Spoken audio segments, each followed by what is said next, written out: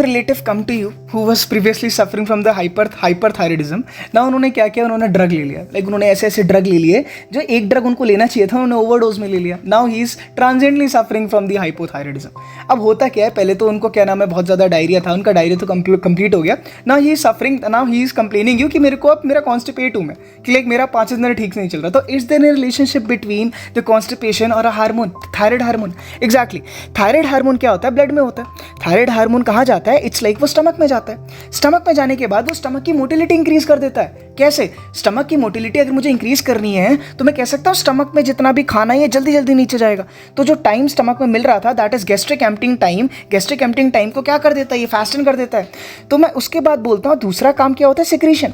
तो स्टमक के अंदर सिक्रीशन है, फॉर एग्जाम्पल हार्मोनल सिक्रीशन या फिर HCl सिक्रीशन, ये उनको बढ़ा देता है। तो अगर इन दोनों को इसने बढ़ा दिया, अगर हार्मोन ज़्यादा है या हार्मोन ज़्यादा है, तो ऑब्वियस बात है patient can suffer from the diarrhoea. तो एग्जैक्टली पहले वो हाइपरथायराइडिज्म पे था, देन ही और she is complaining to that he suffering from diarrhoea. But अब उन्होंने बहुत ज़्यादा ड्रग ले लिए हैं, तो ट्रांजिएंटली वो हाइपोथायराइडिज्म पे हैं। तो अब वो किस पे हैं, कॉन्स्टिपेशन पे। It is a basic concept, right. ना अब हम देखेंगे कि CNS पे क्या इफेक्ट होता है थायराइड हार्मोन का।